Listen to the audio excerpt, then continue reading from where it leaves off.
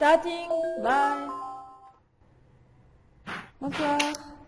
Fanny, ça va? Eh oui, un peu fatiguée. Ah bah voilà. Bonjour. Bonjour. Voilà, on est à deux. Là. On est à deux. Hein, on va essayer de mettre la caméra en fonction de qui parle. D'accord. Comme ça, vous avez un interlocuteur. Fanny, on vous a bien entendu tout à l'heure. Mhm. Vous nous entendez bien? Oui. Bon, on vous a bien entendu tout à l'heure pour votre présentation. Est-ce que vous vouliez apporter des choses supplémentaires parce qu'on a été du coup un peu expéditif? Est-ce que vous voulez rajouter des choses? Bon, peut-être en fonction de vos questions, je pense que ce sera plus adapté. D'accord. Par contre, je voudrais quand même préciser que je vous ai envoyé une feuille Eratum et Oui. j'ai oublié une erreur. Donc, je voudrais m'excuser auprès de Monsieur Ambarki pour avoir écorché son prénom. Parce que je connais plusieurs Mohamed et ils ont tous deux M. Donc, voilà. Oui, j'ai l'habitude, ne vous inquiétez pas. J'ai des collègues que je fréquente tous les jours, ça fait des années, qui écrivent mon prénom avec deux N. Non, mais voilà, je voulais quand même préciser que j'ai remarqué ça, en fait, voilà, même sur mon PowerPoint, j'ai fait l'erreur, parce que j'avais pas... C'est très simple. Non, pas de souci. Alors, donc je vais reprendre un petit peu mes remarques, Ouais. si vous le voulez bien. Ah oui, autre précision, il y avait du public tout à l'heure qui était très déçu de ne pas vous entendre et de ne pas entendre nos remarques. Enregistrer, je pense que vous le pouvez sur Skype, enregistrer Oui. la conversation parce qu'ils seront peut-être intéressés d'entendre ce que l'on a pu vous dire. Ouais. D'accord? Oui. D'accord. Voilà. J'étais là, impatient. Voilà, c'était des Ils gens sont du très CLA. intéressés, on va dire. Alors, donc je vais juste revenir en disant que j'avais effectivement apprécié les corrections que vous avez faites, parce que quand moi j'ai lu votre travail, eh bien je n'avais pas cette feuille sous les yeux et j'ai été gêné dans la lecture. Oui, il y avait beaucoup Donc, de copies. voilà, j'ai apprécié que vous reveniez sur ces fautes et que vous corrigiez. Je vous disais aussi que globalement, j'ai trouvé que vous aviez fait un travail qui se lisait bien, qui était bien construit sur la forme, et que j'avais apprécié votre table des matières. J'avais apprécié votre bibliographie, qui est assez bien construite aussi, qui est assez riche, même si je vais y revenir, elle m'a semblé, comme je vous le disais, un peu... Donc, c'est à ce moment-là que ça a coupé, je pense, tout à l'heure. Voilà, un peu pauvre en référence didactique en français langue étrangère, mais c'était une partie de l'objet de votre travail, je vais y revenir. J'ai aimé aussi, c'était la première petite remarque sous forme anecdotique que je vous faisais, la liste des acronymes, parce que c'est vrai que c'est lecteur, mais que c'est vrai que dès que je l'ai lu et que j'ai vu que vous appeliez votre échantillon mâle et femelle, j'avoue que ça m'a fait un drôle d'effet. Ouais, je pense que c'est... oui, j'étais dans l'environnement anglophone, donc... Voilà, c'est super interactif. Ça, c'est une traduction de mail femelle que les anglophones utilisent pour les sujets d'une enquête. Ils utilisent sans problème ça. Et la traduction, c'est homme-femme en français ou masculin-féminin. Parfois, on utilise ce. Voilà. Mais homme-femme, c'est plus courant. Par contre, là, vous avez des adolescents, c'est très difficile. C'est garçon-fille. Oui. Voilà. Bon, c'est tout. Je me suis mis à la place de vos apprenants et je me suis dit. Bon, pour eux, male, female, c'est. Oui.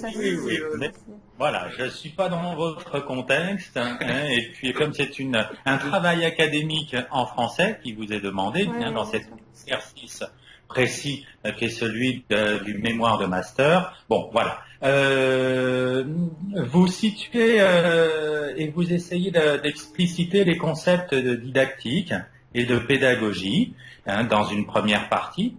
Vous essayez de faire le lien entre réflexion théorique et vos pratiques et vos ateliers et le travail que vous avez fait en phonétique. Mais sur la phonétique, je vais laisser Monsieur Mbarki, qui est plus à même que moi d'apprécier votre travail, bien que je ferai quelques remarques moi aussi, mais de manière plus générale et d'un point de vue qui n'est pas celui du phonéticien. hein, mais plutôt celui du didacticien.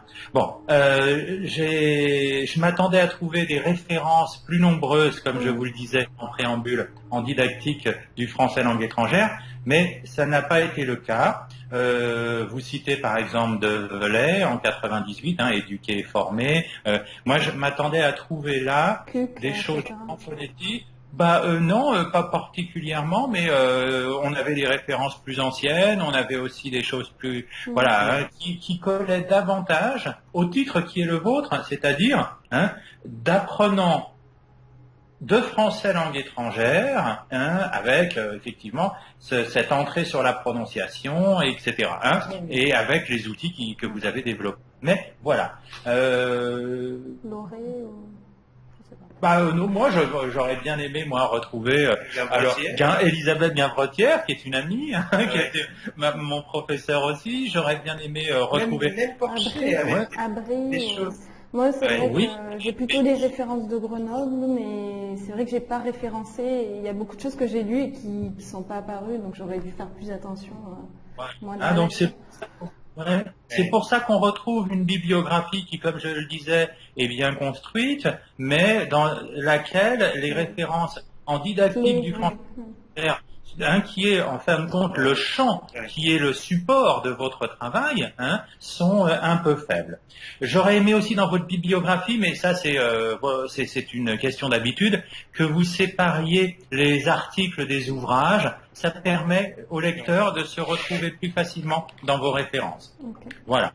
Alors, page 7, par exemple, et c'est là que je me suis arrêté tout à l'heure. Alors, je prends votre format papier, mais moi j'ai lu votre mémoire de manière informatique, alors on va peut-être avoir quelques décalages, quoique ça peut Non, c'est bon. Didactique et pédagogie.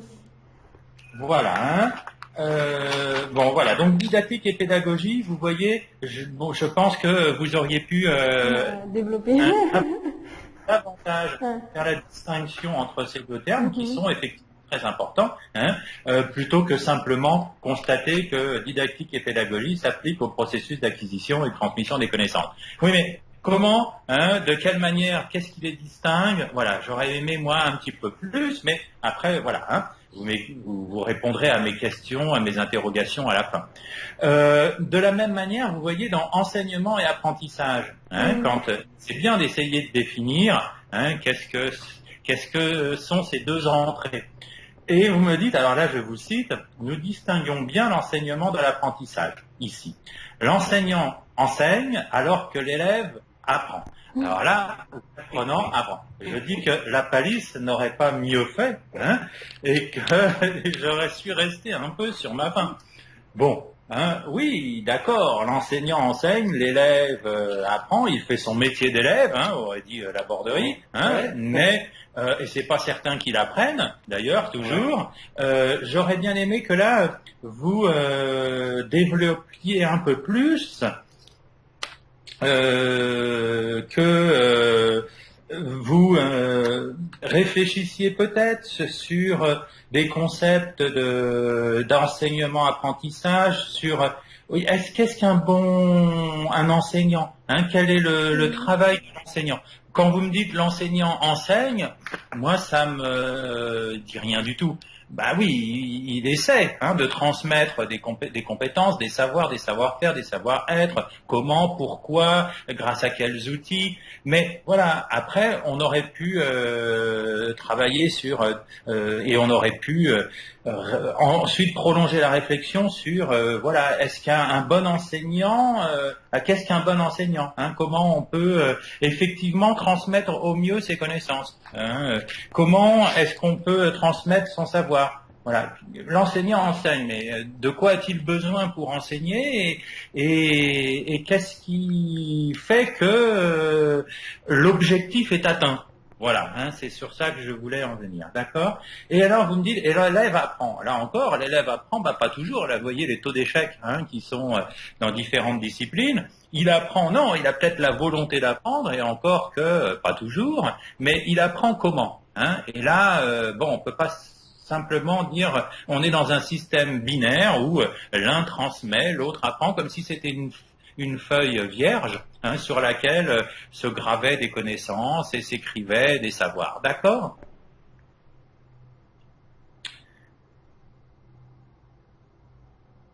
C'est bon? Oui, oui, oui. Ça ne sur pas, voilà. Donc là, voilà, j'étais un peu... terminé, non? Ah oui, oui, d'accord, mais c'est parce que j'avais peur qu'il y ait des petites coupes. Vous dites aussi, la pédagogie donne un style d'enseignement sur le terrain. Si c'est la manière de définir la pédagogie, que de dire c'est un style d'enseignement sur le terrain, vous voyez que c'est pas une définition scientifique. Et que là encore, dans un travail de master, j'aurais aimé moi que vous réfléchissiez davantage à ce concept, à cette entrée, à de pédagogie par rapport à la didactique, puisque vous les avez mis en parallèle. C'est pas une définition, ça. Je reviens aussi sur un autre terme qui est très important en didactique du français langue étrangère, en didactique des langues en général, mais je vais me centrer sur la didactique du français langue étrangère, et sur lequel, là encore, j'ai trouvé que vous manquiez de profondeur, c'est le terme méthode que vous utilisez. Parce que si vous réfléchissez un peu, il aurait fallu que, après, voilà, vous utilisez un terme, un concept, une notion, il faut que vous nous expliquiez ce qu'elle recouvre pour vous. Parce que sur ce thème, par exemple, sur ce concept de méthode, qui est important en didactique des langues, et en particulier en didactique du FLE, moi, mes références, si vous voulez, sont, par exemple, celles de Christian Puren, qui fait une distinction entre méthode et méthodologie. Mais la définition que donne Christian Puren, de méthode, elle n'est pas la même que celle que va donner à la même époque, ou un peu plus tôt, Robert Galisson. Donc, vous voyez, là, il y avait des discussions que vous auriez pu mener sur le terme méthode, afin de centrer votre travail et vous demander, en quoi est-ce que le Silent West est une méthode, une méthodologie, un outil par rapport... Voilà, tout un tas de choses qui auraient pu être intéressantes dans cette réflexion didactique. Même chose quand vous dites l'élève, je reprends la phrase qui est celle de votre premier chapitre, enseignement et apprentissage, page 7. Mais c'est parce que j'aurais pu aller piocher dans d'autres pages où on a toujours un flou terminologique. Vous mettez l'élève entre parenthèses ou l'apprenant. C'est très intéressant aussi ça, parce que vous auriez dû vous situer. Pourquoi est-ce qu'on parle d'apprenant? Pourquoi est-ce qu'on parle de former, de formant? Pourquoi est-ce qu'on utilise le gérondif là En didactique des langues, on fait une distinction entre l'élève et l'apprenant. On utilise une terminologie pour signifier quelque chose, et parce qu'elle a du sens dans la manière dont on l'a abordé. Donc ici, le terme apprenant, il aurait été nécessaire aussi de l'expliciter, parce que du coup, ils sont pas passifs. Les élèves qui sont des apprenants ANT, ceux qui apprennent. Le terme apprenant, il a été choisi par certains en didactique pour mettre l'accent sur l'activité qui est celle de l'élève dans les processus d'acquisition des savoirs et des connaissances. D'accord ? Voilà. Donc ça c'est et puis vous voyez, je comprends vos questions de didacticien.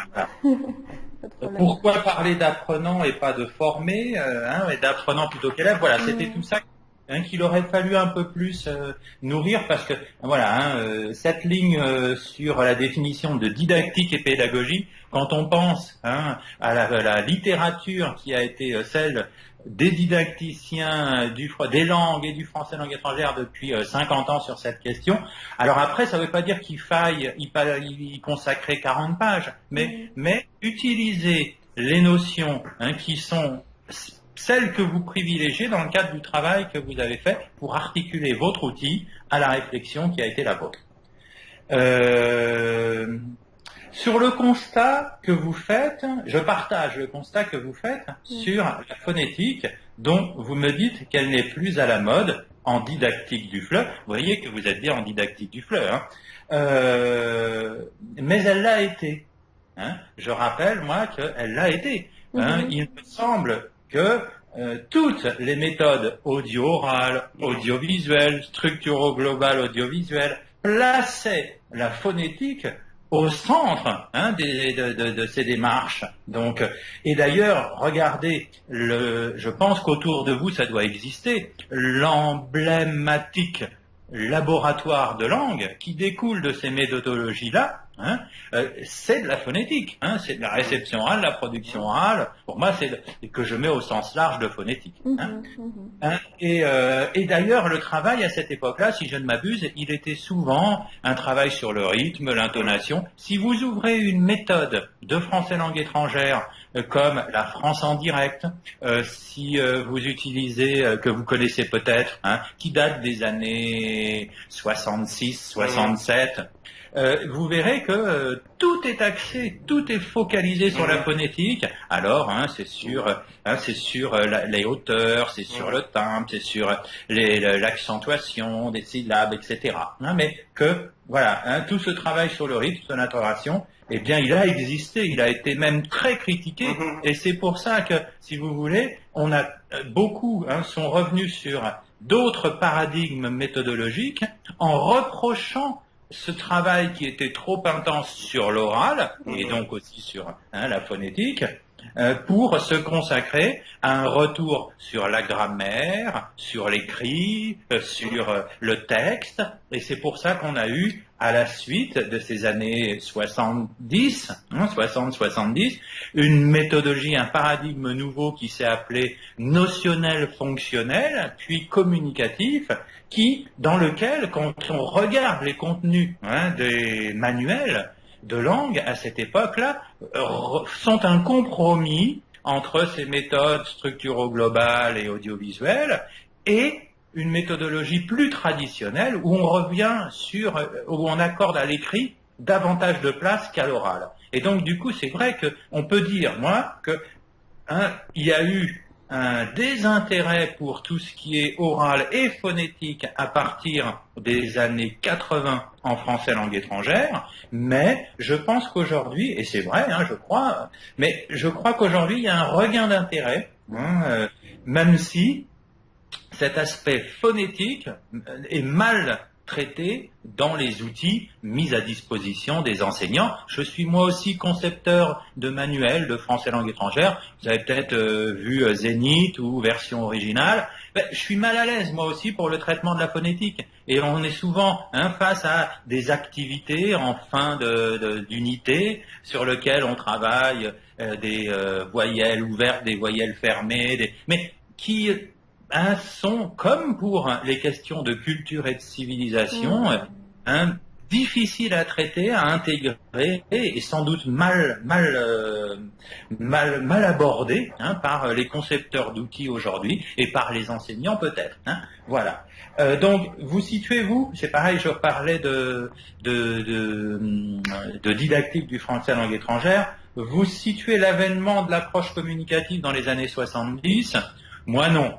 Moi je le situe très précisément en 1981-82 avec l'arrivée sur le marché des langues, du français langue étrangère, de Archipel de mémoire et Sans frontières. Qui sont deux manuels qui se réclament d'une méthodologie nouvelle, d'un paradigme nouveau, en rupture avec les précédents. Voilà. Si on veut regarder les outils pour la classe tels qui ont été édités, le Centre de linguistique appliquée a publié en 1977 ou 78 C'est le printemps, qui est la dernière méthode de cette génération-là, avant ce retour et cette place de l'écrit qui a été très forte et très marquée. Si vous regardez dans Archipel, il me semble qu'à la fin de chaque unité, il y a même un peu de stylistique, il y a du texte, il y a de l'écrit, alors qu'il n'y en avait pas auparavant et qu'on était sur du tout oral. Alors, qu'est-ce que vous m'avez dit d'autre ? Si l'apprenant, alors vous me dites, avec l'avènement de l'approche communicative, donc on n'est pas d'accord sur les dates, mais c'est pas grave, un nouveau paradigme s'installe, 2 points, si l'apprenant n'arrive pas à reproduire certains sons, c'est parce qu'il ne les entend pas. D'accord? Vous savez ça? C'est page 11. Moi, je m'attends, quand vous dites un nouveau paradigme s'installe, à trouver... La communication plutôt, oui. Un paradigme. Mais là, vous me dites... Ah oui, oui, d'accord. Vous continuez votre phrase. Là, les 2 points sont pas justifiés. D'accord? C'est pas un paradigme que dire si l'apprenant n'arrive pas à reproduire certains sons, c'est parce qu'il ne les entend pas. Alors, vous avez raison là aussi, hein, mais je vais vous raconter une anecdote, et ça montre que ça ne touche pas l'approche communicative dans les années 80, mais que ça date plutôt de ces méthodologies audio-orales, audiovisuelles et structures globales audiovisuelles. Moi qui suis un peu plus vieux que vous, quand j'ai entrepris d'apprendre l'anglais au collège, en 6e, eh bien, le principal, a convoqué les familles, et puis, c'est une anecdote, et puis leur a dit, voilà, vos enfants ont la possibilité, dans ce collège moderne, qui était un collège rural de Normandie, d'apprendre l'anglais avec une nouvelle méthode, ou bien avec une méthode traditionnelle. Cette nouvelle méthode, c'était une méthode audiovisuelle. Et donc, c'était Brian is in the kitchen. Appris avec Brian. Bon, mais alors, toutes les familles étaient un peu sceptiques parce que le principal a demandé aux parents et a expliqué aux parents, imaginez à cette époque, de faire passer aux enfants qui souhaitaient intégrer cette classe moderne, pilote, novatrice, pour l'apprentissage du français, de passer une visite médicale. Alors, j'ai passé une visite médicale. Il y a beaucoup de parents qui avaient peur en campagne. Dans la campagne profonde, je peux vous dire qu'il y en a beaucoup qui ont opté pour la méthode classique. Et dans cette visite médicale, qu'est-ce qu'on regardait? Qu'est-ce qu'il regardait le médecin scolaire? Il regardait si les enfants de mon âge, ils étaient capables de voir. Parce que dans cette méthodologie audiovisuelle, on projetait des images. Donc il fallait les voir. Et puis on avait un test aussi pour savoir si on n'était pas sourd, parce qu'effectivement, il fallait pouvoir entendre les sons et les énoncés qui accompagnaient ces images projetées simultanément. D'accord? Donc oui, effectivement, si on n'entend pas les sons, on peut pas les reproduire. Là, je suis d'accord avec vous. Mais voyez que c'est pas un nouveau paradigme à cette époque, le lien que vous faites avec les approches communicatives et le fait qu'il faut pas être sourd pour apprendre une langue me paraît un peu tordu. Voilà. Page 15. Je ne sais pas si dans votre erratum vous l'avez précisé, mais vous faites des redites.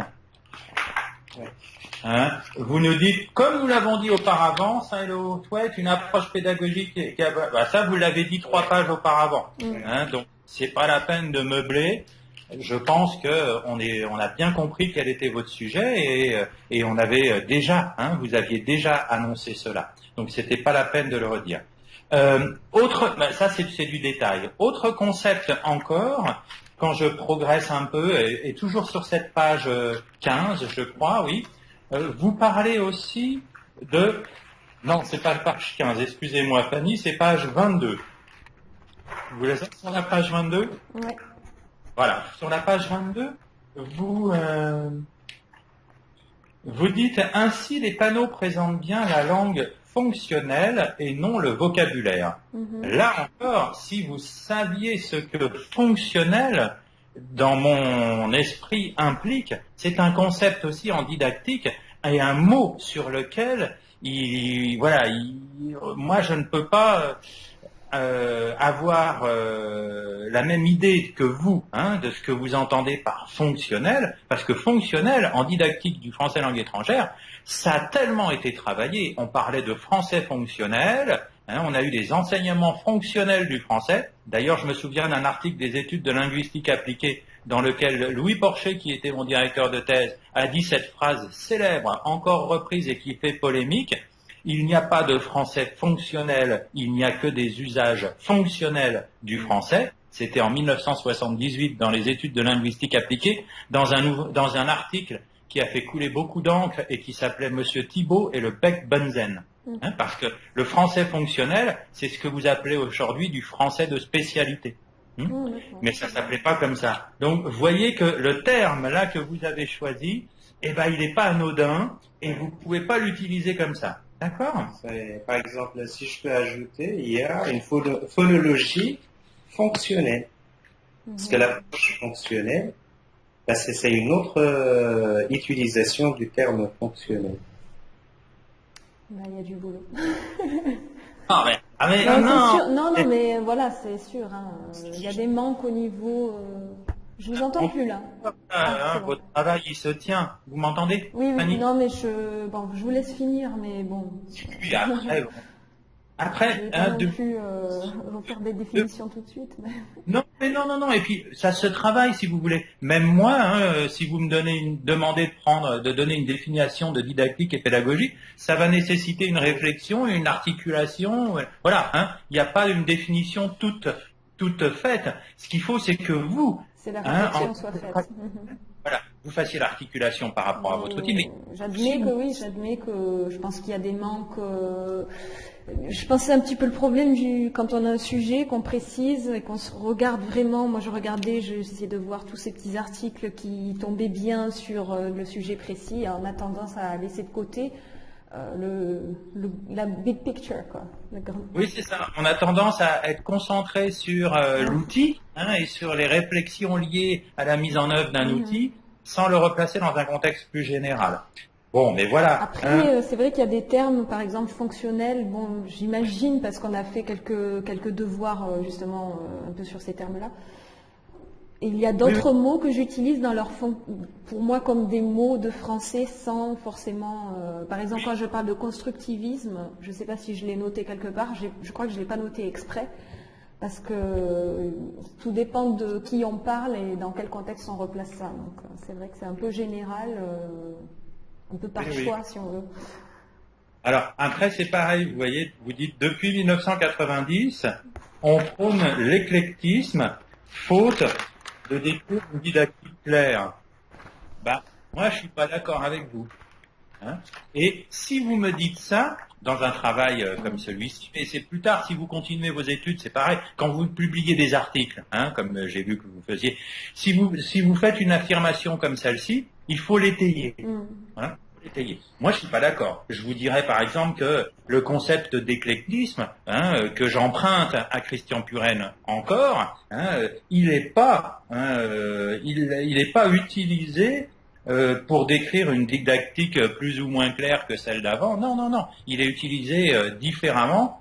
Il est proposé pour pallier à un certain nombre de problématiques que les didactiques des langues ont fait émerger. Mais votre phrase là, il faut que vous l'argumentiez pour qu'on puisse la prendre et que vous puissiez l'écrire telle qu'elle. Et c'est à quelle page ça? Parce que, il me semble que c'était je parlais de la phonétique plus précisément, mais bon, votre remarque peut être aussi valable. Mais en parlant de la phonétique, c'est des choses que j'ai normalement lues j'ai lu plusieurs articles où justement on propose à chaque fois en recommandation ou en remédiation différents types d'activités. Même le CECR est pas très clair sur... Il n'y a pas une façon d'enseigner la phonétique, donc il donne plusieurs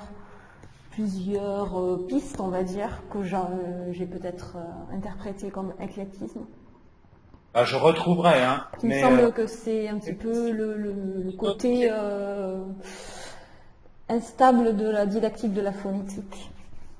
Moi, si je l'ai noté, c'est parce que c'était pas directement lié à l'aspect phonétique, et c'est que j'ai compris comme abordant la didactique en général. Bon. Il me semble que j'ai parlé d'éclectisme à la fin du chapitre. Bon, enfin, c'est pas très bien. Bon, mais voilà. Je n'ai pas réussi à aller voir votre lien, page 60, qui n'est pas actif. Ah bon? Non, j'ai fait un copier-coller et je n'ai pas réussi à trouver, alors que les autres, oui. Page 60. Oui, page 60. Vous voyez le lien là? YouTube. Ok, ben, je peux vérifier. vérifier tout ça. C'est toute la difficulté avec les sites, les liens, quand c'est pas actif, bon, c'est ou quand ça fonctionne, ou quand ça vous renvoie sur une autre page, c'est toujours désagréable, mais c'est pas grave. Le reste m'a fonctionné bien. Et puis enfin, je vais terminer avant de laisser la parole à Monsieur Mbarki. Page 50, vous abordez, mais vous revenez souvent, vous parlez de niveau proche de natif. Bon, moi je dis plutôt de niveau proche de celui d'un natif. Enfin, oui, mais on parle pas de niveau proche de natif. Et puis, la question que je vais vous poser, parce que moi c'est mon interrogation. Oui. Ça c'est une traduction de l'anglais. Oui, c'est une traduction. Near native. Ouais. Et ça, il l'utilise beaucoup dans les problèmes liés à l'acquisition de langues étrangères. Et il faut se méfier de ce genre de traduction quasi littérale. Et par français, on ne retrouve pas le sens. C'est plus long. Voilà. Oui. Faut tourner différemment. Et donc, là, ma question, c'est un peu celle-ci. Est-ce que ça vous apparaît pas désuet tout ça? Parce que j'ai bien senti qu'en filigrane, votre objectif, c'était que vos apprenants, se rapprochent de la prononciation qui est celle d'un natif. Or, il me semble qu'en didactique des langues, depuis maintenant assez longtemps, bon, on a fait le deuil de cet objectif ou de cette idéologie-là, qui consiste à vouloir parler comme un natif, et qu'aujourd'hui, au contraire, je crois que la diversité des accents, fait que ce sont des objectifs, moi, qui me paraissent plus dans l'air du temps, autant de ce plurilinguisme, de cette diversité, de l'acceptation de l'autre. Moi, j'apprécie d'avoir des locuteurs étrangers qui parlent le français avec un accent british. Voilà. Et d'ailleurs, même en France, les accents régionaux sont plus mis à l'écart, comme ça avait pu l'être, et on ne cache plus ces accents, même si je sais bien que certains députés, par exemple, lorsqu'ils sont dans leur département, ont l'accent de leur région, et quand ils montent à Paris, ont un accent parisien. Mais vous voyez, je trouve que ces questions-là, là, oui, c'est vraiment, ça fait partie, je pense, de l'approche Silent Way. Si on décide de l'utiliser, je pense qu'il y a en général, pour la plupart de ces personnes qui l'utilisent, vraiment une exigence dans l'utilisation de ces outils, parce que c'est assez rapide.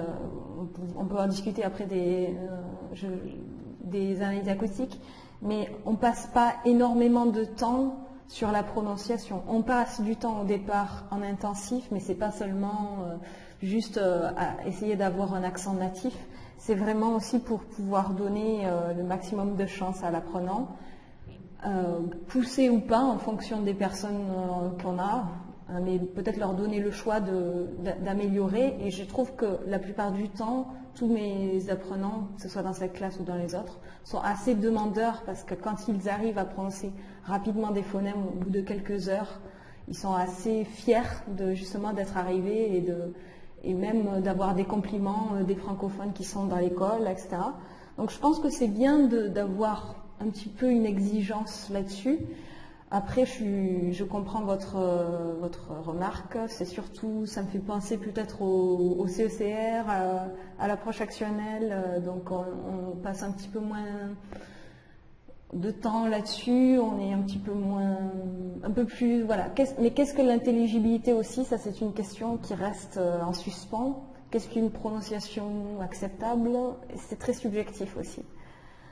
Donc, voilà, c'est juste pour vous dire, voilà, j'ai trouvé qu'il y avait une focalisation sur ce concept de parler comme un natif qui, bon, voilà, est peut-être pas une fin en soi, mais c'est vrai que voilà, c'était juste un élément de discussion, pas une critique, du tout. Voilà, je vais passer la parole, sauf si vous voulez me poser des questions sur les remarques que je vous ai faites, n'hésitez pas. Je vais juste regarder vite fait. Bon, la didactique et la pédagogie, enseignement-apprentissage. En effet, je ne vais pas vous proposer une définition tout de suite, mais j'essaierai d'élaborer tout ça pour pouvoir Je pensais surtout à la différence, bien sûr, entre enseigner un savoir pur et bien sûr, qu'est-ce qu'on fait en classe, quelles sont les pratiques qu'on met en place. Donc plutôt le point de vue scientifique, si on veut, ou point de vue de la matière à enseigner en didactique, et un peu point de vue plutôt de l'apprenant et de ce qu'il va prendre de cette transmission du savoir. Donc c'est vrai que les deux sont voilà, de temps en temps superposés. Enseignement, apprentissage, oui, là, en voyant le paragraphe, c'est vrai que c'est un petit peu faible.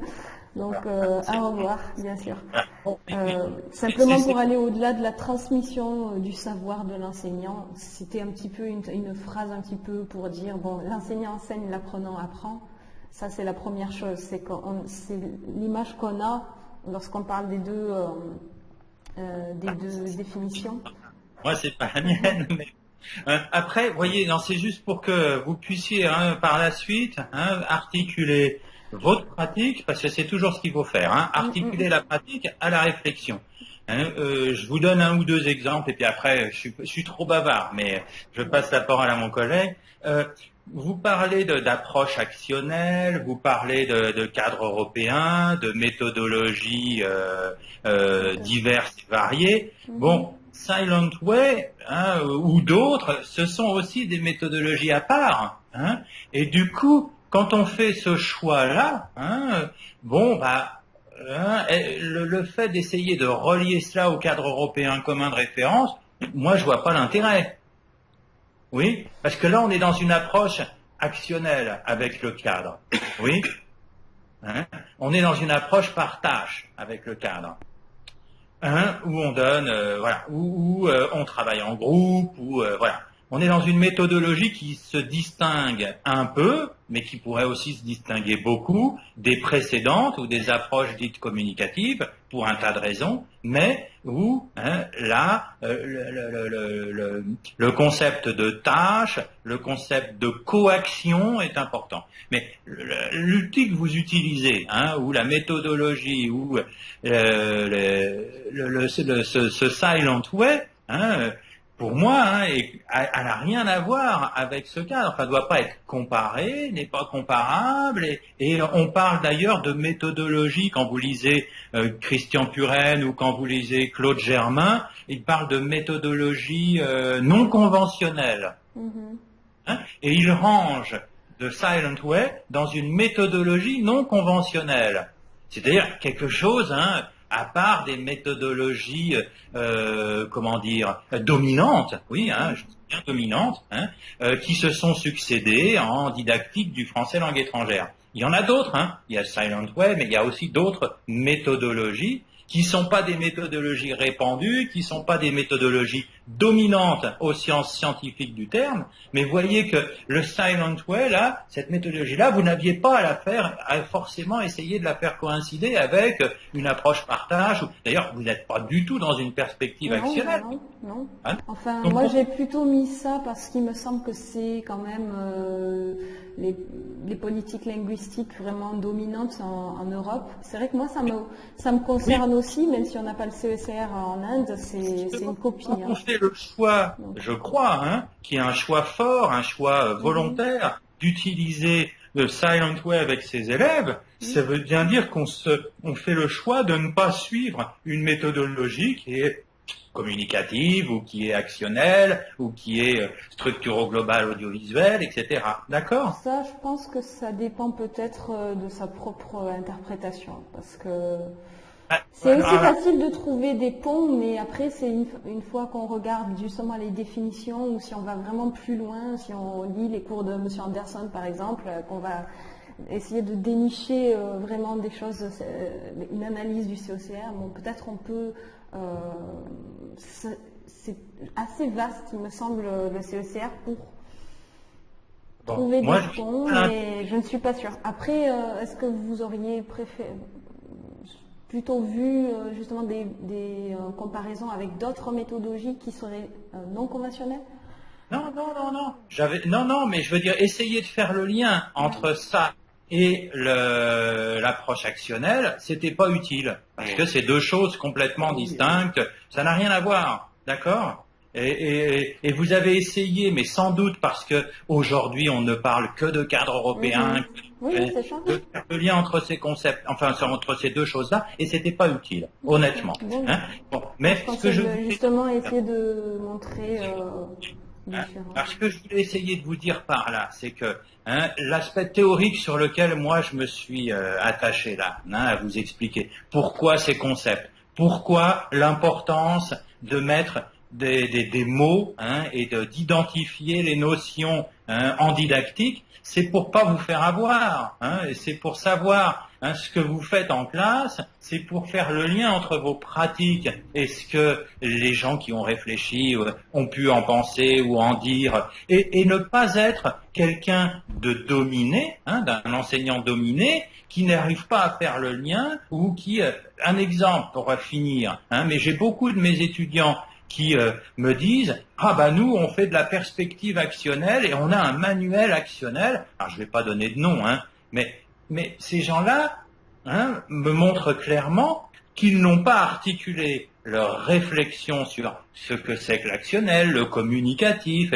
et qu'ils ont pris pour argent comptant ce que leur disaient les auteurs du manuel, dont je fais partie, et qui disent tous « Non, tous aujourd'hui, parce que si vous voulez vendre un outil sur le marché, il faut que vous disiez que c'est actionnel, il faut que vous disiez que c'est lié au cadre européen, mais c'est pas toujours vrai. Quand un marchand de tapis vient vous voir et qu'il vous dit « Je vous vends un tapis en soie » et que vous n'avez pas les moyens intellectuels, je sais pas moi, artistiques, matériels de vérifier que c'est pas de la soie, vous vous faites avoir.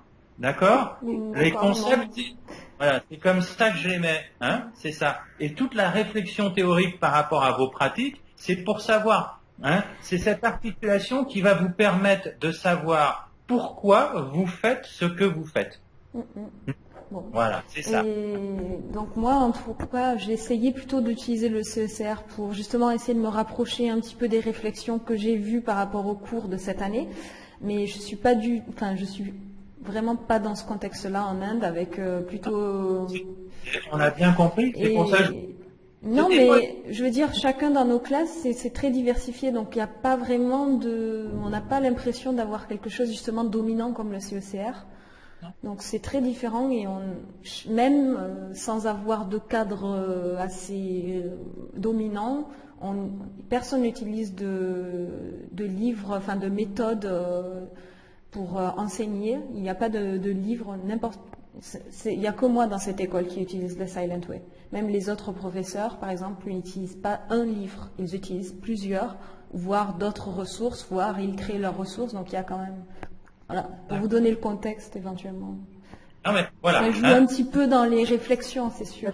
Réflexive, c'est pour que vous ne la négligiez pas dans l'avenir par rapport à vos pratiques. Il faut toujours faire le lien entre les deux. Je vais passer la main maintenant à Monsieur Mbarki, et puis je vais aller chercher mon Claude Germain pour voir si c'est bien non conventionnel, qui est le terme utilisé pour définir le... Une seconde, je prends une feuille. J'ai rempli la première feuille, alors voilà, je prends une autre. Vous voyez ? Oui. C'est bon. Oui. C'est interrompu, je n'entends pas. Non, ça marche. Bon, mais voilà, on y arrive après la troisième tentative, c'est ça, pour cette... Bon, vous aviez eu peur mardi avec ce silence total, parce que vous vous rappelez que je vous ai prévenu en disant attention, est-ce que c'est bien de la visioconférence, c'est peut-être ça. Moi, j'avais pas du tout compris que c'était différent qu'un lien. Je pensais qu'on m'enverrait un lien, voilà. Sur la visioconférence, c'est une sorte de canal que les établissements louent chaque mois. Non, ben, j'ai compris, mais non. C'est trop tard. Assez coûteuse. Et donc voilà, on y arrive, c'est bien. Moi, je suis content de vous voir parce que généralement j'ai eu à vous lire, et donc là on vous voit, c'est parfait. Alors je ne voudrais pas revenir sur ce qu'a dit mon collègue Fabrice Barthélémy. Je vais être un peu plus synthétique pour éviter la répétition. Donc vous avez produit un mémoire c'est un mémoire de master recherche, hein, on est bien d'accord. Et les remarques faites par Monsieur Barthélémy sont justifiées, notamment par rapport à la partie notions et concepts, comme les termes. C'est-à-dire quand vous êtes dans cette perspective recherche, vous ne pouvez pas prendre les termes tels quels. C'est-à-dire vous devez les interroger. Et donc on a cette page 7 et 8 et suivante. Vous prenez des termes, c'est vrai que c'est, je dirais là aussi, c'est une sorte de manière intuitive pour définir. Il faudrait être, comment dire, un terme, ça veut dire que c'est vous problématiser, même s'il n'y a pas de problème.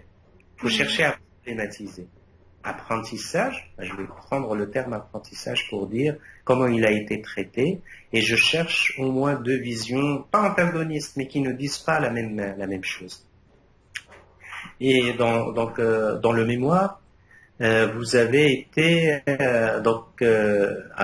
j'utilise des guillemets, vous avez été naïf au point de croire qu'il y a peut-être qu'une seule acception de certains termes. Ça veut dire qu'il n'y a pas débat dans plusieurs termes utilisés. Et donc, si vous souhaitez faire de la recherche après, parce que le master, bien sûr, c'est une certification. Mais puisque vous êtes dans un master recherche, je pense que vous aspirez à une inscription en doctorat. Donc, si vous faites un travail de recherche doctorale, les termes doivent être interrogés à chaque fois. Et il n'y a rien de donné. C'est tout est interrogé. Et donc là, je ne prendrai pas tous les exemples dans le mémoire, mais c'est une tendance. Ça veut dire que c'est vous utilisez ça de cette manière un peu partout. Alors, je reviendrai sur l'avant-dernière remarque de mon collègue sans répéter. Par rapport à l'accent proche du natif. Ça, c'est vrai que c'est problématique en didactique en général. Et moi-même, je l'ai problématisé dans la moitié de cours linguistique 3. Je ne sais pas si vous citez une ici. Vous n'avez pas fait linguistique 3 cette année? Cette année, moi j'ai fait que cette année, justement. Oui, vous l'avez fait avec Monsieur Lebeau et moi. Ça vous dit quelque chose ou pas? Pas l'accent. Non, pas sur l'accent. J'avais pris cette question par exemple, en m'appuyant sur des travaux de neurobiologistes qui disent que c'est illusoire de vouloir faire progresser ou de croire qu'on va faire progresser un apprenant jusqu'à ce qu'il atteigne un accent proche du natif. Et j'ai utilisé plusieurs ressources pour montrer que ça, c'est une perte de temps. Ce que vous avez fait dans votre travail, c'est assez intelligent. Ce que vous cherchez, c'est la progression. Ça veut dire on part d'un point A et on arrive à un état différent qui est un état B. Ça, c'est bien. Pas besoin d'aller chercher quelque chose qu'on n'arrivera jamais à atteindre. Je ne suis pas francophone natif, puisque ma langue maternelle c'est l'arabe. Après, je dirais, sans dévoiler mon âge, après un demi-siècle de pratique de français, je n'ai pas un accent natif. Ça ne me dérange pas. Ce n'est pas ça le problème. Le problème que vous soulevez, c'est quelque part dans le travail plus loin, c'est la question de l'intelligibilité. Mais l'intelligibilité, comme elle n'est pas tout à fait problématisée et définie, on ne comprend pas, est-ce que c'est le sens? Est-ce que c'est le sens du message? Ou est-ce que c'est le caractère juste saillant de la parole? C'est-à-dire, elle émerge un petit peu. Et donc ça, vous n'avez pas passé de temps sur cette question d'intelligibilité pour la définir. Donc sinon, comme mon collègue l'avait dit, vous êtes une praticienne, vous travaillez, vous avez une réflexion puisque vous publiez, c'est plutôt encourageant. Et quand dans notre formation nous rencontrons des étudiants qui sont comme vous, hein, c'est pas des étudiants classiques. Et puis on arrive à faire un bout de chemin pour les accompagner dans leur formation, même si notre implication n'est pas une implication parfaite dans la formation, on est content. Par exemple, moi je serais honoré de voir que plus tard vous allez faire un doctorat, vous allez soutenir, et puis que quelque part dans votre formation, Besançon était présent. Et ça, c'est bien. Alors pour dire votre production, globalement, elle est satisfaisante, il reste des points. Alors parmi les points les plus noirs, pour moi, j'utilise les couleurs comme vous. Parmi les points les plus noirs, c'est votre confusion entre phonétique et phonologie. Okay. Et vous prenez par exemple, alors je donne juste la page 8. Prenez le tout premier paragraphe. Par phonologie, nous entendons les mécanismes de la phonation et de l'audition. La phonologie ne s'intéresse pas aux mécanismes.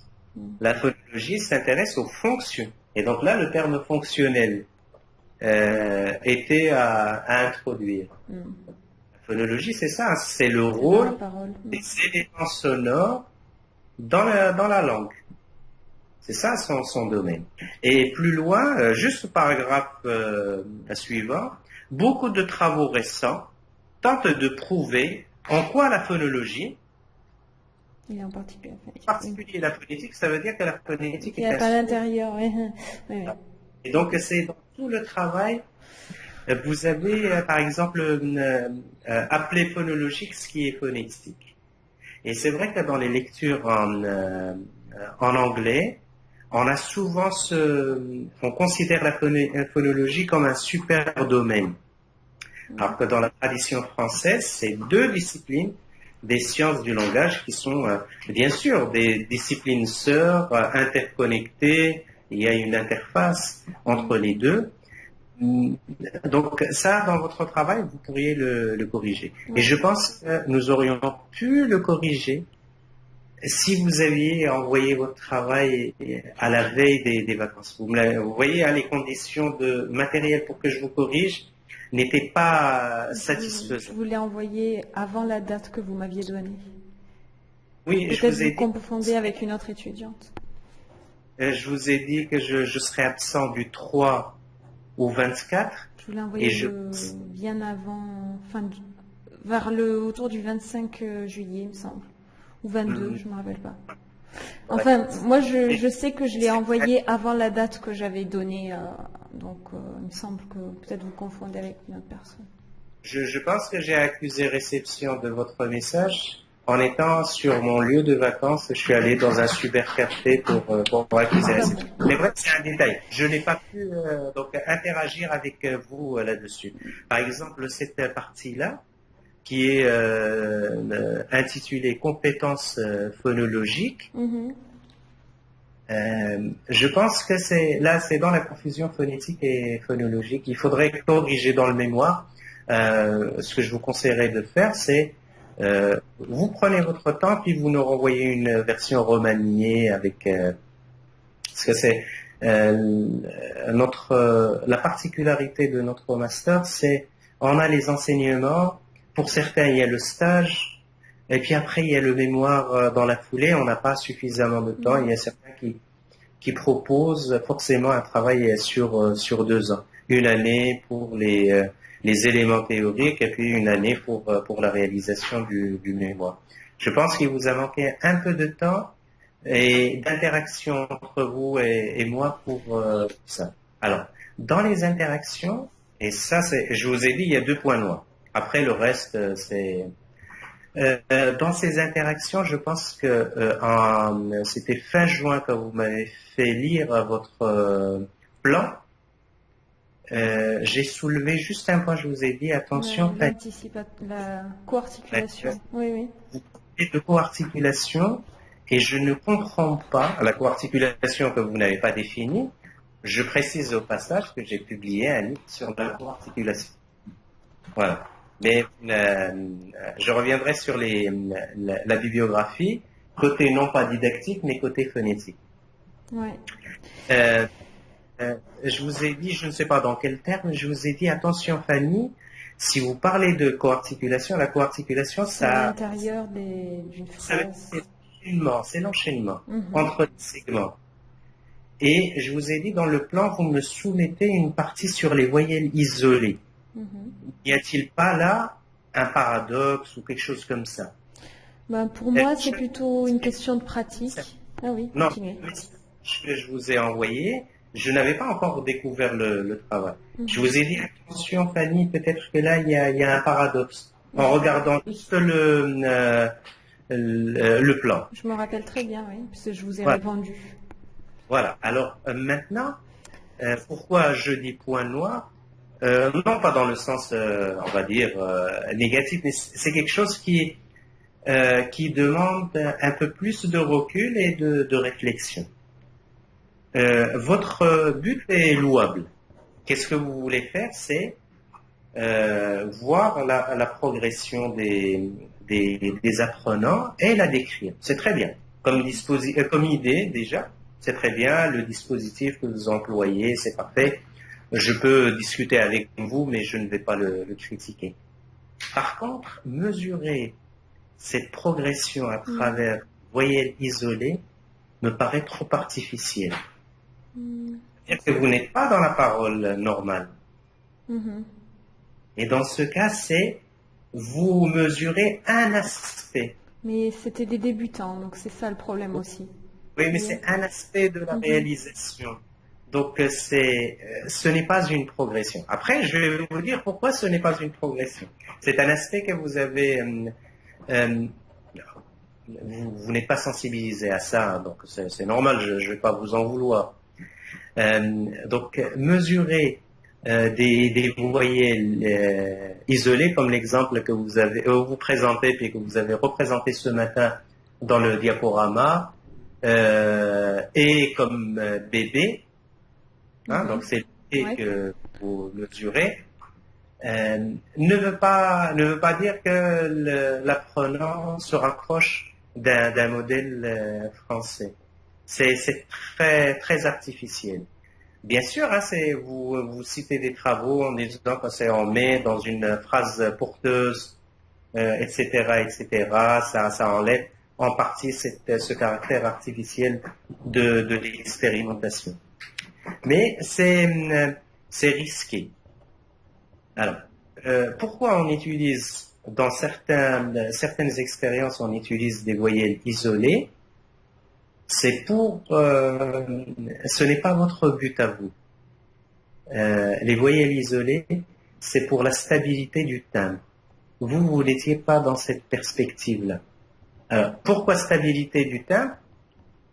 Justement, c'est pour éviter de mesurer dans la voyelle ce qui appartient à la consonne précédente ou à la consonne suivante. C'est-à-dire que si je dis pape, le A, si je le mesure, au début, il va y avoir une trace de peu, et après, il va y avoir une trace de peu. Donc, si je veux mesurer vraiment la fréquence réelle de A, j'ai intérêt à l'isoler. Mais ça, ce n'est pas votre perspective. Votre perspective, ce n'était pas ça. C'est voir globalement la progression. Et je pense que vous avez plus d'informations dans les exemples que vous donnez, vous avez plus d'informations dans le haut de bol que dans le haut isolé. Et souvent dans ce que vous avez proposé, vous dites que haut de bol est réalisé correctement comme la norme, alors que le haut isolé n'est pas réalisé comme la norme. C'est le caractère artificiel de l'expérimentation. Et donc ça, c'est un biais. Quand je dis biais, parce que je discute avec vous comme ça, c'est un biais dans l'expérimentation parce que c'est caractère artificiel de l'expérimentation va avoir une incidence sur ce que vous voulez mesurer. Et ce que vous voulez mesurer, c'est une progression en langue. Ça, c'est dans l'apprentissage du français. Donc, il faudrait mieux faire dans des phrases cadres, simplement isolé à partir de phrases. Ça aurait pu être le même corpus, mais à l'intérieur du mot. Par exemple, le bol, c'est parfait. Du moment où vous avez pris vos mesures à quel endroit de la voyelle? Pour bol, vous voulez dire? N'importe les mots que vous avez, par exemple la voyelle O isolée ou dans bol, vous avez mesuré où exactement? Les fréquences que vous donnez. Et ça, le travail des fréquences, ça vous a demandé beaucoup de temps. Oui, mais j'ai utilisé Pratt, donc je ne sais pas trop comment décrire, mais je zoomais et j'enlevais les petits craquements entre les deux, mais je prenais la voyelle isolée. Moi, j'ai pas pris à l'intérieur des mots, sauf pour bol, justement, pour montrer la différence. Je vais prendre un document que vous avez fourni. Par exemple, page 76. Ouais. Vous avez donc là à la fois l'oscillogramme et le sonogramme de bol. Dans cette sélection, qu'est-ce que vous avez tiré comme mesure? J'ai pas utilisé les voyelles à l'intérieur du mot, j'ai utilisé simplement les voyelles isolées. J'ai pas découpé à l'intérieur du mot parce que j'ai pas assez d'expertise et puis de toute façon le corpus était voyelle isolée, donc j'ai suivi la méthodologie. Et donc le O qui est à la fin du document, marqué O mal prononcé en isolation, c'est pas en isolation. Oui. Lui, il est découpé, lui, c'est parti du... Voilà, vous l'avez mesuré comment? À quel endroit de la voyelle? Je vois c'est difficile. Ah ben oui, parce que moi, je connais pas les termes techniques. Donc moi, je suis... Bon, là, on peut pas zoomer, mais j'utilise les deux barres et j'enlève les petits craquements du début. Oui. Et la fréquence que vous avez prise, par exemple, de F1 et F2, vous l'avez prise comment?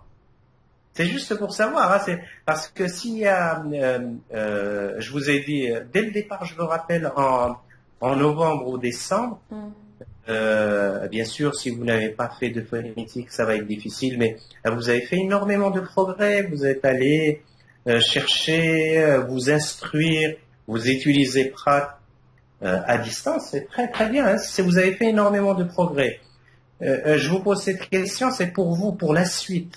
Et si vous avez, par exemple, vous voulez mettre à jour les données pour savoir s'il y a une réelle progression ou s'il y a une progression encore plus importante que ce que vous avez dit. C'est pour ça que je vous pose cette question. Mais cette question, je pense que j'arrive pas à y répondre parce que je restais sur vraiment des... Enfin, je sais comment le faire manuellement, mais D'accord. Alors, vous avez... Je pourrais pas vous décrire, il me semble... Voilà, j'ai utilisé les deux Alors, Fanny, écoutez, regardez, là, vous voyez, vous avez l'écran, là. Là, c'est le son, on va dire, ça, vous avez O qui est là. Vous sélectionnez. Après, vous allez dans Format, c'est ça? Vous êtes allé dans Format pour regarder. C'est moi que j'ai fait ça. D'accord. Non, mais c'est parfois... Mais j'ai énormément zoomé sur chaque son parce que justement au départ j'avais mal découpé et j'ai demandé à une personne de me dire si mes segments étaient bons. Il m'a dit que c'était pas du tout bon puisque j'avais les deux, enfin j'avais coupé ça si vous voulez. Est-ce que je peux me permettre une remarque sans me fixer, hein, c'est pas le but. Le but d'une soutenance, c'est vous montrer les limites de l'expérimentation pour vous améliorer après. Les valeurs que vous avez prises sont des valeurs moyennes, alors que vous auriez dû prendre à un moment au centre de la voyelle. Vous estimez par exemple, vous mettez votre voyelle sur l'écran, au milieu, et vous prenez la valeur au milieu. C'est cette valeur-là qu'il faut prendre. Et c'est celle-là qu'on dit, elle n'est pas influencée par la coarticulation. Et je pense que vous avez cité Christine Meunier, je ne sais plus quel article vous avez pris, de 2007. Alors vous avez pris un chapitre acoustique dans votre bibliographie, page 103. Regardez. Vous avez cité Christine Meunier, phonétique acoustique. ce n'est pas la référence. C'est une fille qui travaille, qui est à Aix-en-Provence, qui travaille aussi sur la coarticulation.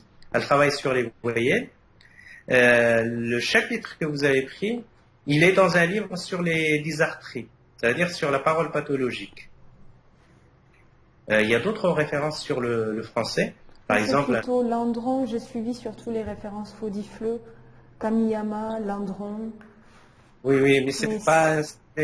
Par exemple, pour un travail comme le vôtre, regardez un travail qui est très ancien, mais qui est encore reconnu par les chercheurs comme une référence de Lattre, 1966, sur les voyelles du français.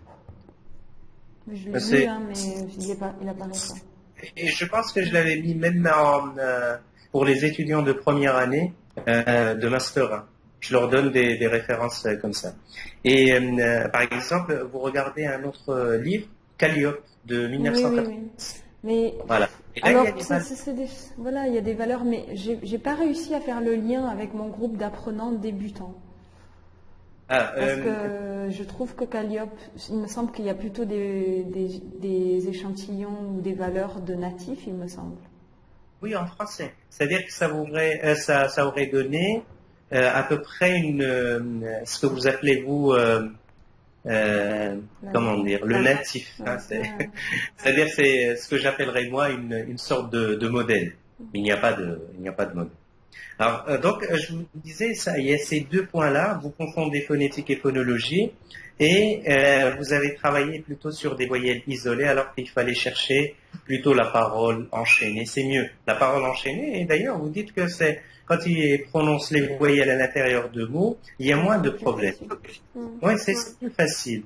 Il faut, en tant qu'enseignante, donc praticienne, vous êtes sur le terrain, vous voyez ça tous les jours, c'est plus facile de faire des pas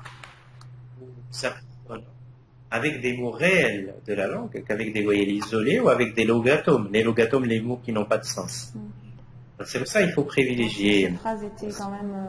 c'était une voyelle isolée dans une phrase cadre. Oui, mais c'est... On aurait pu l'isoler à partir de la phrase. Oui. D'accord. Non, si, par exemple, Fanny, si vous faisiez une thèse en acoustique, je vous aurais dit oui, bien. Mais là, c'est votre perspective, c'est plutôt didactique. Donc, c'est pas... C'est vrai que le choix, il s'est un petit peu fait parce que j'ai vu que ce corpus qui pourrait correspondre, faire le lien entre les deux, mais bon... Alors, après, je vous ai dit ça c'est les deux éléments qui me paraissent... vous avez fait énormément de mesures, beaucoup de mesures, c'est bien, c'est appréciable, tout ça, il faut les exploiter. Vous n'exploitez pas suffisamment vos données, c'est-à-dire que vous ne les valorisez pas. Et je pense que là, dans une publication, puisque vous avez déjà cette démarche de partager vos connaissances avec les autres, prenez vos données et essayez de les publier, de leur donner plus d'interprétation. Alors, sur les interprétations, moi j'attirerai votre attention sur un point qui est important. Alors, je ne vous le pose pas comme question, parce que sinon vous allez dire que je vous piège. Je ne cherche pas à piéger les étudiants, c'est plutôt les faire progresser. Une question comme ça, je vous la pose, après vous pouvez... Ce que vous considérez comme progression, vous l'avez estimé uniquement sur des changements de valeur fréquentielle. On est bien d'accord? Oui. F1 et F2 et F3 inclus dans les mesures. Donc on est vendredi, en fin d'après-midi ici. C'est tard là, mais bon, allez-y. Donc, les adolescents que vous avez enregistrés au test 1 avaient 12 ans, c'est ça? Oui, d'accord. Vous les avez enregistrés un an plus tard, c'est ça? Non, enfin c'était en décembre et ensuite en juin. Donc plutôt 6 mois. 6 mois. 6 mois dans la vie d'un enfant, c'est un siècle. Au niveau développemental, c'est une période charnière.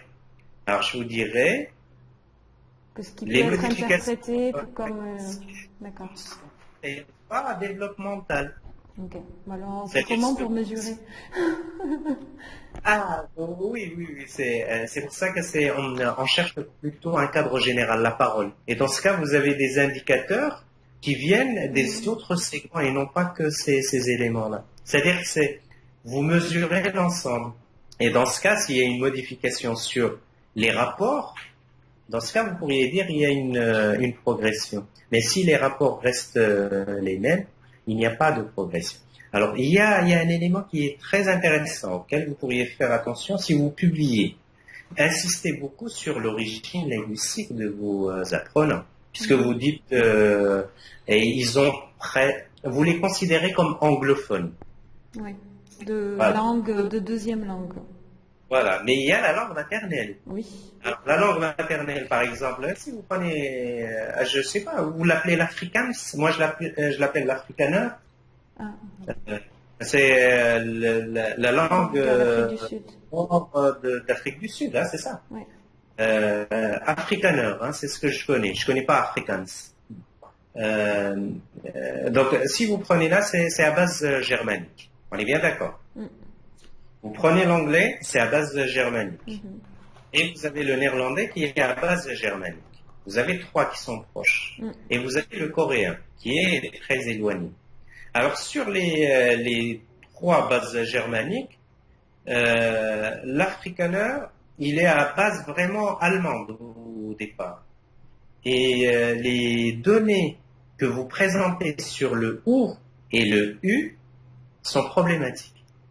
Parce que le OU le U existe et le U, je le fais à l'allemand, existe. Je parle des données, je ne parle pas des phonèmes, là, les fonctions c'est différent.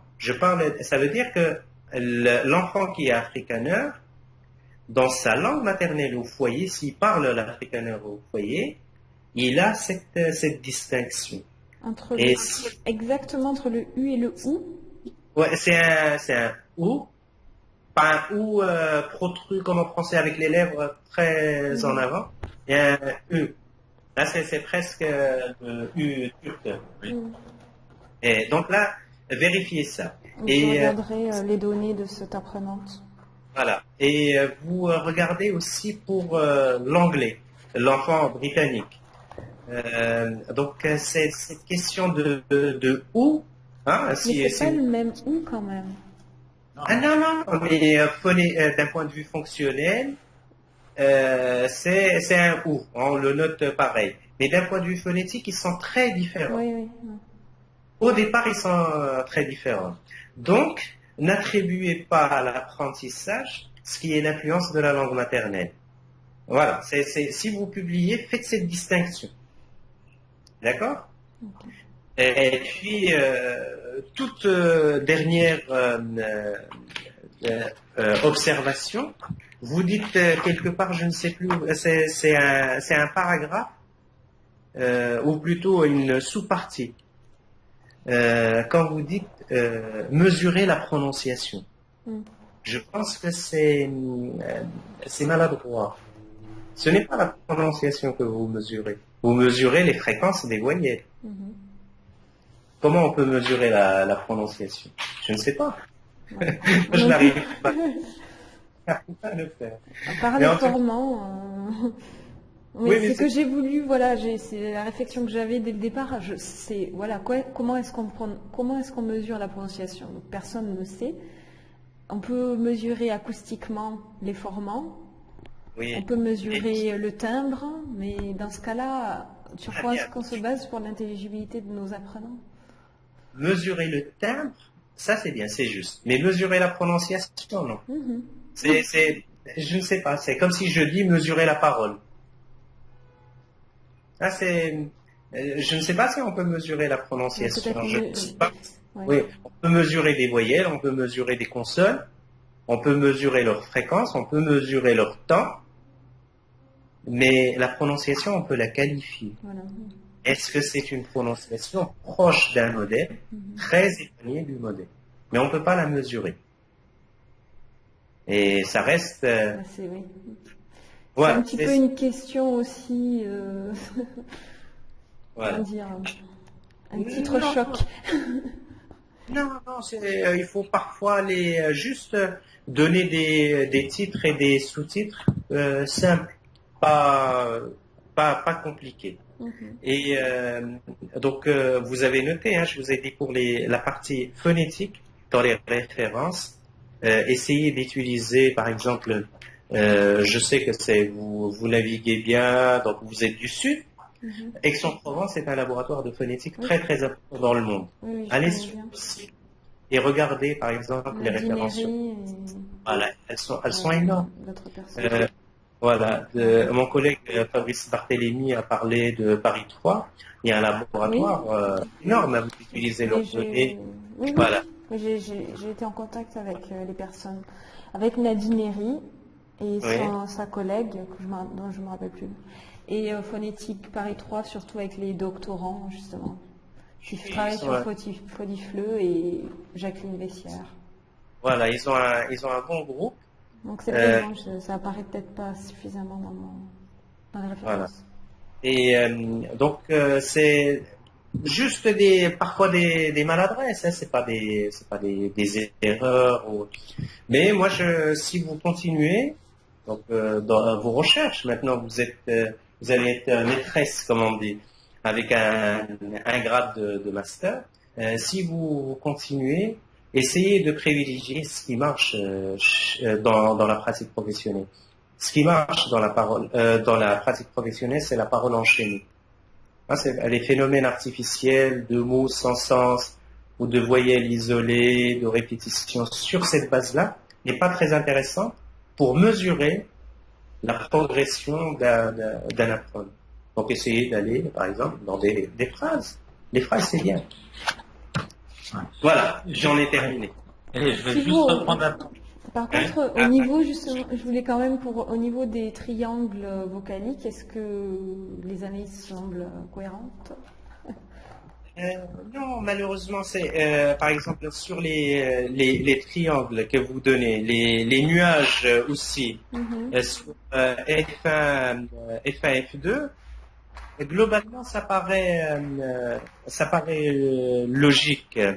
Mais vous n'avez pas donné, par exemple, des moyennes.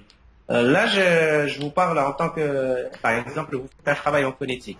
Si vous ne donnez pas la moyenne et vous ne donnez pas la dispersion autour de la moyenne, la dispersion, ce qu'on appelle l'écart-type, les valeurs n'ont qu'un sens indicatif. Et donc, par exemple, si je prends vos deux graphiques, page 82, c'est très difficile de les interpréter. Vous faites une interprétation, je vous fais confiance, mais c'est très difficile comme ça. On donne généralement une moyenne et on donne des valeurs de dispersion avec des... comment on appelle ça? J'ai oublié le... Des boîtes à moustache? Non, on donne des sphères, des valeurs de... Voilà, les ellipses. Les ellipses concernant la variation autour d'une moyenne. Et là, avec cette variation, vous mesurez le degré de cohérence. Entre les deux formats? Non, c'est par exemple quelqu'un qui a prononcé I 5 fois. Et vous avez 5 valeurs qui sont différentes. Forcément, puisqu'on ne répète pas la même chose, on ne peut pas, c'est impossible. Mécaniquement, pour un humain, c'est impossible de reproduire la même chose. Donc, il va y avoir de la variation. Mais la variation, elle est faible, généralement. Et donc, ces valeurs de dispersion montrent comment, par exemple, un apprenant va cheminer. Par exemple, si vous êtes, votre ellipse de dispersion est importante, votre moyenne est moins indicative. Si l'ellipse est resserrée, votre moyenne est indicative de quelque chose. Donc ça, je pense savoir le faire, puisque là où j'ai fait mes graphes sur normes, il y a justement les possibilités de choisir ellipse. Voilà, ce que vous pourriez faire par rapport à toutes les données que vous avez là, si vous corrigez le mémoire, essayez à chaque fois de donner la moyenne et la dispersion autour de la moyenne, puisque vous l'avez dans les... Voilà.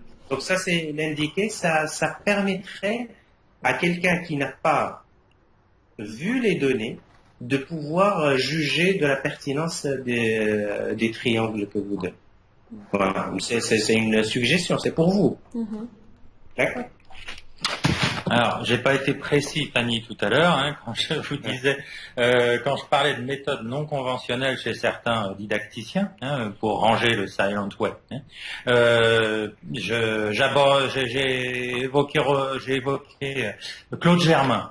Claude Germain, lui, la distingue et la situe par rapport à d'autres dans un courant psychologique, et lui fait une distinction entre les méthodes centrées sur les conditions d'apprentissage, dans lesquelles il range la méthode Gattegno et la méthode communautaire de Curran, et il distingue ça des méthodes centrées sur les processus d'apprentissage, avec d'autres méthodes qui sont par exemple l'approche naturelle, l'approche par le mouvement, l'approche suggestopédique, etc. D'accord ? Il semble que j'ai lu cet article. C'est pas un article, c'est un pavé de 500 pages. Ah d'accord. Mais c'est pour vous dire que quand on... Un pavé de 500 pages avec un paragraphe sûrement sur... Et avec plus d'un paragraphe sur le Silent Web. Mais vous voyez, okay. là, ça m'intéresse, vous pouvez répéter le nom ? C'est Évolution de l'enseignement des langues, 5000 ans d'histoire de Claude Germain. C'est un classique en didactique des langues. Mais il y a aussi Puren qui s'est penché là-dessus, et puis bien d'autres. Mais voyez que ça vous permettait de situer la perspective dans laquelle vous avez travaillé par rapport à d'autres méthodes, par rapport à des courants méthodologiques, et puis pas forcément essayer de les rapprocher les uns aux autres quand il n'y avait pas de légitimité à le faire. D'accord ? Bon, voilà. Non, mais j'essayais pas en fait de le rapprocher du CECR, donc je sais pas pourquoi j'ai donné cette impression, mais moi c'était plutôt pour poser un cadre, voilà, le cadre dominant, mais j'essayais pas de le... Le cadre, c'était bien de le positionner par rapport à d'autres méthodes. Bon, sinon, la notion de progression aussi, elle est centrale dans votre travail. En didactique aussi, elle fait l'objet de nombreuses recherches. C'est bien aussi d'avoir un point d'ancrage réflexif par rapport à cette notion de progression qui est en ce moment au cœur des débats en didactique du français langue étrangère. Ouais. Même sur, les travaux sur le bilinguisme ou l'acquisition de langues nouvelles, cette question de progression, elle est donc questionnée. Et donc, si cette soutenance doit servir à quelque chose, c'est vous montrer que tous les termes, tous les concepts sont questionnables. Et en fait, mon premier chapitre est le plus long, 50 pages, et j'ai encore beaucoup de travail, donc... Oui, non. Mais voilà. c'est pas simplement ça, c'est aussi c'est aussi de choisir un angle, de choisir choisir un angle, oui, c'est cela, et puis vous positionner par rapport à ces concepts, à ces notions, voilà. Voilà. Mais quand on se positionne, ça veut dire qu'on se positionne par rapport à des choses existantes. Et donc, toujours bien, on peut se positionner en opposition par rapport à certains auteurs ou d'autres, mais il faut les citer, il faut expliquer en quoi sa position, elle est réfléchie et pourquoi elle est telle qu'elle. Voilà, donc il est quelle heure chez vous ? 10 heures, je pense. Voilà, on va vous libérer. Ouais, c'est 11h moins le quart. Bonne continuation. Ouais. Et puis, donc là, il n'y a pas de problème. On ne donne pas de donne pas de notes parce que à l'université, il y a des commissions dites d'harmonisation qui sont pas des harmonisations, mais qui sont des discussions sur les mémoires que l'on a pu avoir les uns et les autres, de manière à avoir une note cohérente. Et on vous communiquera le résultat de nos réflexions. La semaine prochaine, je pense le secret. Vous avez raison. Donc, moi, je pense aussi que c'est un travail qui est intéressant. Après, à vous de voir aussi si vous ne souhaitez pas le retravailler par rapport notamment à ce que a dit Monsieur Mbarki, pour l'affiner, parce que votre note, entre un 12 et un 16, il faut que vous vous positionniez aussi par rapport à votre avenir. En sachant que aujourd'hui, il faut mieux des fois passer un peu plus de temps pour avoir une excellente note et avoir un travail finalisé, parce qu'il n'y a pas beaucoup de candidats qui souhaitent faire une thèse de doctorat qui sont acceptés faute de professeurs habilités à les encadrer. Donc le travail de sélection est très très fort aujourd'hui, parce qu'il y a beaucoup de gens qui ont leur master. Il y a beaucoup de gens qui pensent que on peut avoir dans la foulée ou 2 ans après une inscription en doctorat, mais c'est pas le cas. Donc voyez bien aussi, vous, si vous voulez pas rendre pour ce travail de master quelque chose qui vous permette de vous ouvrir la voie à un doctorat facilement. Si vous le retravaillez, si vous l'améliorez, si vous définissez effectivement les contextes, parce que le moindre enseignant qui va vous accepter en thèse, il va demander votre travail et il va le lire pour faire la sélection entre les candidats. Et s'il voit que vous êtes approximatif sur la terminologie, sur des choses, ça va pas passer. Il va choisir qu'un autre candidat à la thèse. Donc, voyez si entre une bonne note, une note convenable, et entre une bonne note, vous voulez pas vous donner du temps non plus, parce que du temps on en a. C'est pas 3 mois ou 6 mois dans la vie qui est la vôtre qui va modifier la donne. Par contre, c'est peut-être du temps qu'il faut prendre pour ensuite vous assurer d'ouverture qui seront peut-être pas les mêmes si vous reprenez pas un travail. Moi, je pense, et je le dis à tous mes étudiants de master, que quand on travaille, quand on fait une année de master, un stage et une rédaction de mémoire, on peut pas y arriver. Et que souvent je leur dis c'est 2 ans qu'il faut. Nous quand j'étais ça s'appelait pas master, mais ça s'appelait diplôme d'études approfondies, un DEA, il y a 20 ans à Paris 3, on avait 2 séminaires que l'on suivait au choix dans ceux qui étaient proposés. C'était des séminaires d'1h30 et vous faites le calcul, c'est 3 heures de cours par semaine. Le reste du temps, on le consacrait à la rédaction de notre travail et on n'avait pas la charge qui est la vôtre. Donc, c'est vrai que c'est compliqué aujourd'hui de faire tout en 1 an, mais que parfois, ça vaut peut-être la peine de réfléchir et de se dire, je me donne 3 mois, 4 mois de plus pour fournir un outil. Voilà, à vous de voir et de réfléchir. Mais posez-vous la question cette semaine.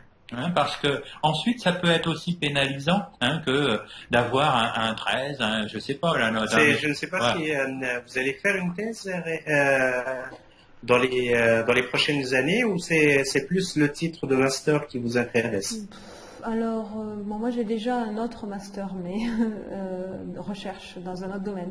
Donc j'étais vraiment intéressée pour continuer en thèse. Là j'ai vraiment envie de continuer justement sur d'abord finir mes vidéos et essayer de voir ce que je peux en retirer pour la pratique et partir un peu plus, prendre un peu de recul et essayer de partir de ça, parce que j'ai vraiment envie de continuer sur Silent Way et ce genre de... Parce que vous déjà publié un certain nombre d'articles, vous intéressez à des articles pédagogiques, c'est pas des articles de revue. Dire que quand on est en master comme vous, et vous avez déjà une longueur d'avance sur d'autres. Mais ce que je veux vous faire, ce à quoi je veux vous sensibiliser, c'est que entre un 18, parce que j'ai bien compris, pour être en thèse, et 14, c'est pas la même chose. Et ça vous offre pas les mêmes perspectives d'avenir. D'accord ? Donc c'est juste une réflexion que vous devez mener rapidement, parce que si on vous donne une note maintenant, vous l'aurez et votre travail ce sera celui que vous présenterez et la note que vous et le rapport que vous donnerez à votre directeur de thèse dans 5 ans ou dans 10 ans si vous voulez continuer les études, ou peut-être dans 2 ans.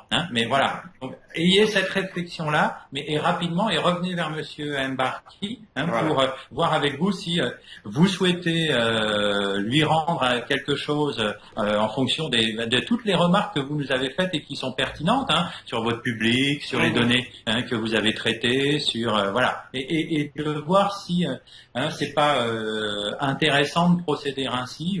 Après, moi j'ai une étudiante qui m'a clairement dit hier que tout ce qu'elle voulait, c'est rentrer dans le monde professionnel et puis et que son master, voilà, et que son master, c'était la condition d'obtention de son poste de professeur dans l'établissement où elle était, et que voilà. Dans ce cas-là, la question ne se pose pas. Mais je pense que vous êtes peut-être dans une autre démarche, peut-être dans une autre logique, dans une autre perspective, et ce serait peut-être bien d'y réfléchir. Bien sûr. Ouais. Bon, bien, merci. Bonne soirée. Merci. Et à bientôt. Et oui, bonne soirée.